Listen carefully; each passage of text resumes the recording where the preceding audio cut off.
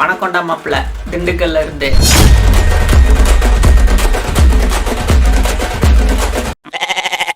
இப்போ நம்ம ரெண்டு கண்ணையும் மூடிட்டு பார்த்தோம்னா ஃபுல் பிளாக்காக தெரியும். அதுவே ஒரு கண்ணை மட்டும் மூடிட்டு ஒரு கண்ணை திறந்து பார்த்தா அந்த பிளாக்னஸ்ஸே தெரியாது. அதே மாதிரி இப்போ நம்ம ஒரு கேர்ள் ஃப்ரெண்டை பார்க்க போகிறோம். ஸோ அப்போ அவங்களுக்கு நம்ம என்ன சாக்லேட் வாங்கிட்டு போவோம்? டைரி மில்கா. நான் உங்ககிட்ட டைரி மில்க் சொன்னேன்னா இல்லை அந்த பொண்ணு உங்ககிட்ட டைரி மில்க் தான் வேணும் அப்படின்னு சொல்லிச்சா?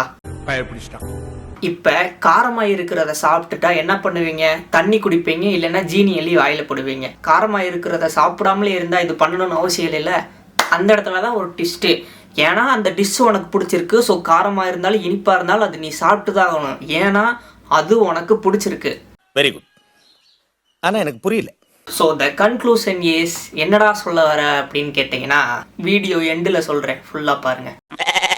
இப்போ உன் கூட இருக்கவன் ஏதாவது ஒன்று ட்ரை பண்ணுறான்னா ஒன்று அப்ரிஷியேட் பண்ணணும், அதுவும் இல்லையா அட்வைஸ் பண்ணணும், அதுவும் இல்லையா அமைதியாக இருக்கணும். கல்லஞ்சக்காரன். அதை விட்டுப்புட்டு நீ ஒன்று சொல்ல நீ ஒன்று சொல்ல நீ ஒன்று சொல்ல பார்க்குறவங்கள தான் ஏன் அப்படி சொல்கிறாங்கன்னு எனக்கு வந்து தெரியாது. ஒரு கொஞ்சம் பேர் இல்லை, முக்கால்வாசி பேர் வந்து என்கிட்ட வந்து சொல்லிட்டாங்க. அவங்க என்ன சொன்னாங்கன்னு சொல்கிறதுக்கு முன்னாடி ஒரு டிஸ்க்ளைமர். அதாவது இந்த தகவல் யாருக்கு போய் சேரும்னா, எனக்கு அட்வைஸ் பண்ணவங்க கிடையாது, அதே மாதிரி எனக்கு அப்ரிஷியேட் பண்ணவங்களும் கிடையாது, இல்லை என் வீடியோ பார்த்துட்டு அமைதியாக இருக்கவங்களும் கிடையாது. வேறு யாருக்குன்னு பார்த்தீங்கன்னா, என்னையும் ஒரு கேவலமான ஆளாக மதித்து உங்கள் பொன்னான கருத்துக்களை என்கிட்ட சொன்னவங்களுக்கு மட்டும்தான் இந்த தகவல் போய் சேரும். இந்த டாஸ்க் வீடியோ பண்ணுறவங்க பார்த்தீங்கன்னா நிறைய கேட்டகரி இருக்காங்க. ஸோ யூடியூப்னு எடுத்துக்கிட்டாலே கிட்டத்தட்ட ஏகப்பட்ட பேர் டாஸ்க் வீடியோன்னு பண்ணுறாங்க. பட் ஆனால் இதில் ஒரு முக்கியமான விஷயம் நான் வந்து சொல்லணும். ரீசெண்டாக யூடியூப் சேனல், அதாவது இந்த 1 இயர் 2 இயர்க்குள்ளே முன்னாடி யூடியூப் சேனல் வச்சு ஓப்பன் பண்ணிகிட்ருக்காங்க. ஃபேமஸும் ஆயிட்டாங்க. அது ஒரு சைடு இருக்கட்டும். அவங்கள பார்த்து யூடியூப் சேனல் ஓப்பன் பண்ணி பண்ணுறியடா அப்படின்னு வந்து கண்டிப்பாக நினைப்பாங்க. நீங்கள் சொன்னால் நம்ப மாட்டீங்க. 6 வருஷத்துக்கு முன்னாடி வாட்ஸ்அப் ஸ்டேட்டஸுக்குன்னு ஒரு சேனல் வச்சு அப்போவே நான் 50,000 சப்ஸ்கிரைபர் எடுத்தேன். ஸோ கிட்டத்தட்ட 1 இயரில் இது வந்து நடந்துச்சு. அதுக்கப்புறம் அந்த சேனல் வந்து டெலிட் ஆயிடுச்சு. ஸோ என்னை சுற்றி இருக்கவங்களுக்கு வந்து இந்த சேனல் இதெல்லாம் வந்து தெரியும். அந்த டைம்லேயே நான் வந்து 50,000 சப்ஸ்கிரைபர் வந்து கிட்டத்தட்ட 1 இயரில் வந்து எடுத்தேன். அப்போ என்னோட நேம் மட்டும்தான் தெரியும். ஸோ அதாவது எஸ்கேடி கிரியேஷன் அஃபிஷியல் இந்த நேம் வச்சு நான் வாட்ஸ்அப் ஸ்டேட்டஸ் வந்து ஓன் கண்டென்ட்டில் கிரியேட் பண்ணி பண்ணிட்டு இருந்தேன். ஸோ அதுக்கப்புறம் அந்த சேனல் வந்து டெலிட் ஆயிடுச்சு. அந்த சேனல் ஏன் டெலிட் ஆயிடுச்சுன்னா, என்னோட தப்புனால தவறான வீடியோ போட்டு தவறான சாங்ஸ் யூஸ் பண்ணனால டெலிட் ஆயிடுச்சு. ஸோ அதுக்கப்புறம் இது பண்ணக்கூடாது. மறுபடியும் ஒரு 1 இயர் கழித்து நான் மறுபடியும் எஸ்கேடி கிரியேஷன் அஃபிஷியல், அதாவது இந்த வாட்ஸ்அப் ஸ்டேட்டஸ் சேனல் வந்து ஓப்பன் பண்ணி எந்த தப்பு இந்த தடவை பண்ணக்கூடாது அப்படின்னு ப்ராப்பராக எடிட் பண்ணி போட்டு கிட்டத்தட்ட 1.5 வருஷத்தில் 1,18,000 சப்ஸ்கிரைபர் அடித்தேன்.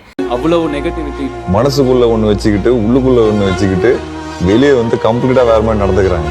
யாருக்குமே யார் நல்லா இருந்தாலும் பிடிக்கல. இதெல்லாம் மயிர் தூக்கி போடு. எத்தனை துரோகி எதிரியானாலும் நான் தாங்குவேன்டா. எங்கள் ஊரில் முதல்ல 1,00,000 சப்ஸ்கிரைபர் அடித்து யூடியூப்பில் மானிட்டேஷன் எனேபிள் பண்ண ஆள் நான் தான். பட் ஆனால் இது யாருக்கு தெரியாது, நான் யாருக்கும் சொல்லவும் கிடையாது.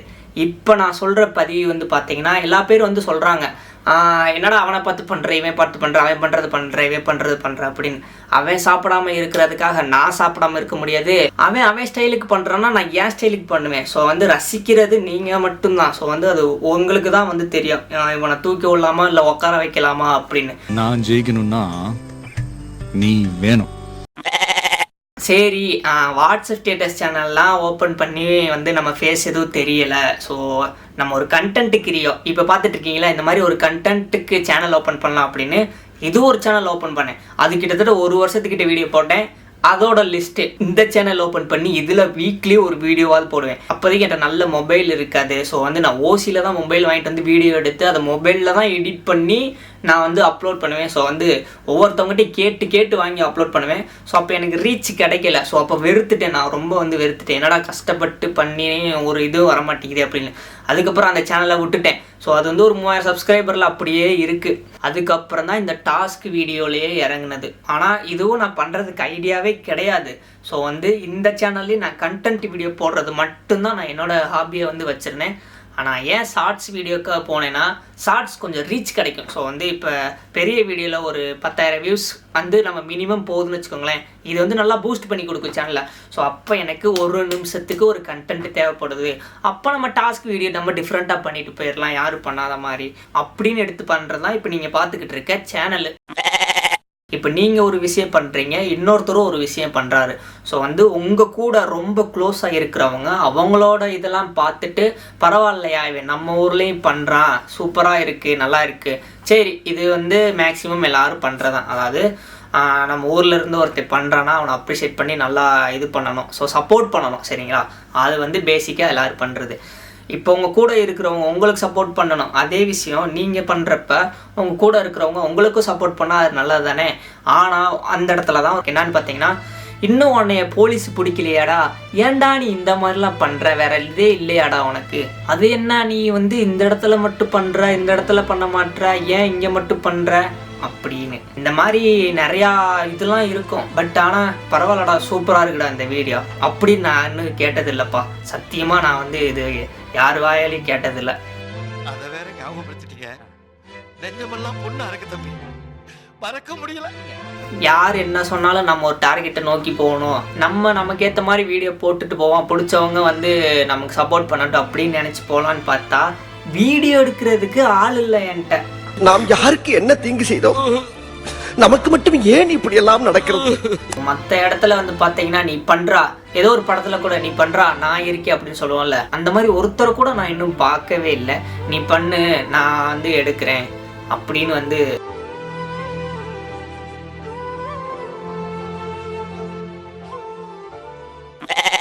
ஒரு விஷயம் நல்லா போயிட்டு இருக்கிறப்ப இந்த மாதிரி ஒரு சிக்கல்ல வந்து சிக்கனா நம்ம எப்படி இருக்கும், அந்த ஒரு கோவம், ப்ரெஷரு, எல்லா மன உடச்சலும் எனக்கு இருக்கு.